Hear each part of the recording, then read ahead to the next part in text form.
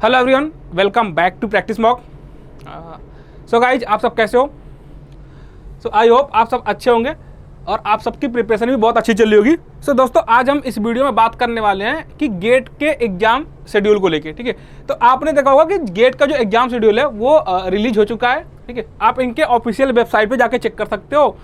तो आज जो है 2024 का गेट का एग्जाम शेड्यूल्स यहाँ पे रिलीज हो चुका है। तो दोस्तों, आपने कुछ दिन पहले और भी देखा होगा कि इन्होंने एक बार और एग्जाम शेड्यूल रिलीज किया था, बट कुछ ही घंटों बाद उसको विड्रॉ कर लिया गया था।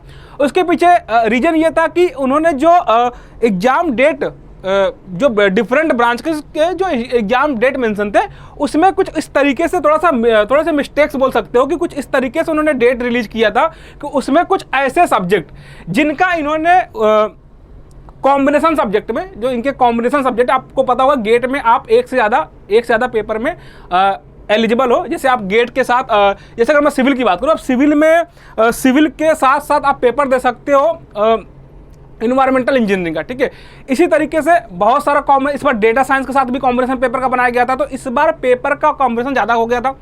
उस चक्कर में क्या हुआ ना, इन्होंने जो सब्जेक्ट के जो डिफरेंट ब्रांच के जो डेट रिलीज किए थे उसमें कुछ डेट एक ही दिन एक ही टाइम पे हो गए थे, जिसके सब्जेक्ट कॉम्बिनेशन में बनाए गए थे। ठीक है, इस वजह से उनको क्या करना पड़ा था, उस शेड्यूल को वापस से विड्रॉ करना पड़ा था।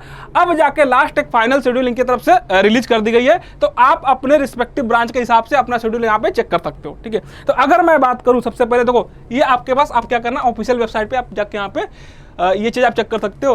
तो देखो, गेट 2024 का जो एग्जामिनेशन शेड्यूल है वो ये रहने वाला है कि आपका जो एग्जाम है टोटल 4 दिनों में एग्जाम ये कंडक्ट करवाने वाले। ठीक है, टोटल 4 दिन में सारे ब्रांच का एग्जाम कंडक्ट हो जाएगा। तो जो 3 फेब को जो एग्जाम होने वाला है वो कितना, देखो 2 शिफ्ट में पेपर होना है। ठीक है, हमेशा की तरह इस बार भी गेट में क्या है कि 2 शिफ्ट में पेपर होना है। ठीक है, और जो पहला शिफ्ट है, फोरनून शिफ्ट है, उसमें क्या है कि जो 9:30 से कितना 12:30 के बीच में एग्जाम होना है। तो आप अपने हिसाब से यहाँ पे अपना पेपर का जो डेट है वो चेक कर सकते हो। अगर मैं बात करूँ सिविल का, ठीक है, देखो सिविल में क्या है, 4 फेब को एग्जाम होना है और फर्स्ट शिफ्ट में एक पेपर होना है सिविल का, और सेकंड शिफ्ट में भी एक पेपर होना है। ठीक है, यानी कि सिविल का जो पेपर होने वाला है वो 2 शिफ्ट में होने वाला है। और कब होने वाला है, 4 फेब को होने वाला है। और दोनों ही शिफ्ट कब कंप्लीट होगा, 4 फेब को ही हो जाएगा सिविल का दोनों पेपर, एक शिफ्ट 1 में और दूसरा जो होगा वो किस में होगा, शिफ्ट 2 में होगा। ठीक है, तो ये बात हुआ सिविल का। बाकी मैकेनिकल में आप चेक कर सकते हो, तो चेक कर लो। मैकेनिकल में आपके पास एक ही पेपर है। ठीक है, मैकेनिकल में पेपर आपके पास कब होने वाला है, ये होने वाला 3 फेब को एग्जाम होने वाला है, और किसमें, सेकंड शिफ्ट में आपके पास पेपर आने वाला है। ठीक है,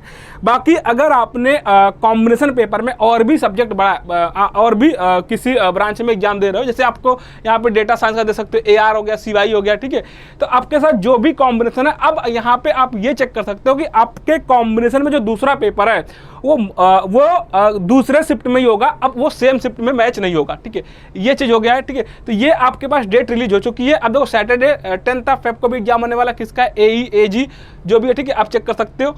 ये सारे पेपर यहाँ पे EC और EE का पेपर कब होने वाला, 11 फेब को होने वाला है।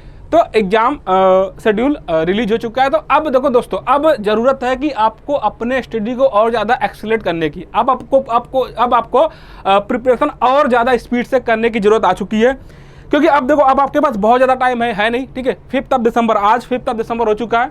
तो अब आपके पास ऑलमोस्ट कितने महीने, अगर हम अब कंसिडर किया जाए 4 फेब के पास आपके पास ऑलमोस्ट 2 महीने का टाइम है। ठीक है, अब आपके पास ऑलमोस्ट 2 महीने यानी कि 60 दिन के आसपास का टाइम है। तो अब आपको कुछ नई चीज़ें पढ़ने की जरूरत नहीं है, उससे से ज़्यादा फोकस करना इस बात पे है कि आपको ज़्यादा से ज़्यादा क्वेश्चनों की प्रैक्टिस करनी है। क्योंकि आपने देखा होगा जो गेट में क्वेश्चंस पूछने का तरीका है ना, वो बाकी एग्जाम से डिफरेंट है। इसमें क्या है ना, इसमें आपको थ्योरेटिकल क्वेश्चन नहीं मिलने, इसमें आपको न्यूमेरिकल क्वेश्चन मिलने हैं। तो न्यूमेरिकल क्वेश्चन की प्रैक्टिस आपको करनी पड़ेगी, साथ में आपको कैलकुलेटर की प्रैक्टिस करनी पड़ेगी। आपको पता होगा कि आपको ऑन स्क्रीन कैलकुलेटर मिलने वाला है, तो आपको उसकी भी थोड़ी सी प्रैक्टिस करनी पड़ेगी। तो अब आपको क्या करना पड़ेगा ना, कि आपको ज़्यादा से ज़्यादा क्वेश्चन की प्रैक्टिस करनी पड़ेगी। तो अब बात ये आती है, सर क्वेश्चन की प्रैक्टिस करनी कहाँ से पड़ेगी? तो आपको जो सबसे ज़्यादा जरूरी है ना, कि आप सबसे पहला काम करो, जितने भी गेट के प्रीवियस ईयर क्वेश्चन है, ठीक है, वो आप अटेम्प्ट कर जाओ।